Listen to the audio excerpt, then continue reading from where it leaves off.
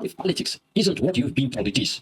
There are two common views: everything is political and I stay out of politics. I think both miss the point. Both positions reflect a certain confusion about what politics actually is. Politics is a way of enriching yourself by taking resources away from the people who actually produce them. If you have resources, if you have a job, run businesses, provide gas, provide services and earn money, then politics and politicians are absolutely interested in you because they can take some of those resources from you. Political struggle is a struggle over who gets a share of those taken resources or over increasing the amount that can be taken. If you want a reminder that there was a time before politicians started telling people that taxes exist for your own good, just look at the history of early taxation. In early Anglo-Saxon England, kings and their constituents traveled from one community to another, and the local population was expected to feed and support them. Over time, those obligations became standardized and eventually evolved into what we now recognize as taxation.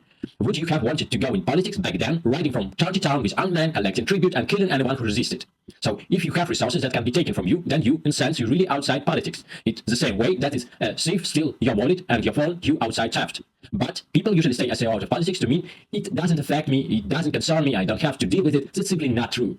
To go into politics, that means going into the business of taking other people's resources. There is, of course, a myth that you can enter politics, fix everything, become the person in charge and stop resources from being taken. But that it's a bit like becoming the head of the mafia in order to bring order to the mafia.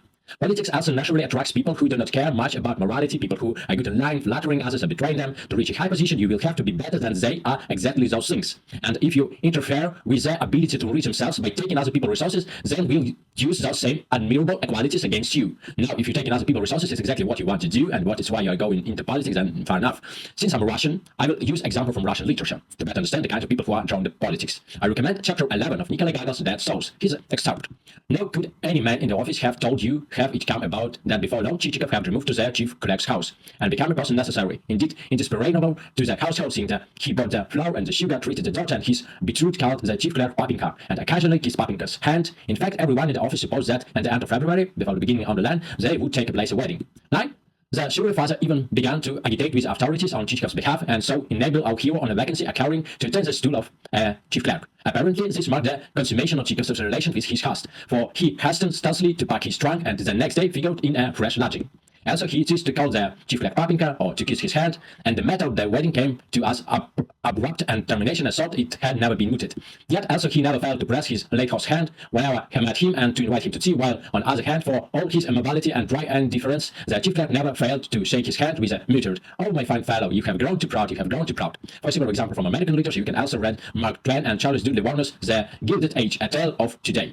Personally, as the person running this channel, I keep track of changes in laws and pay my taxes. In the same way, when I travel to a new city, I check how common streets theft and whether there are any neighborhoods I should avoid. And of course, do not trust politicians. People funded by politicians, political influence, or anyone who wants you to vote for them or attend a rally on their behalf.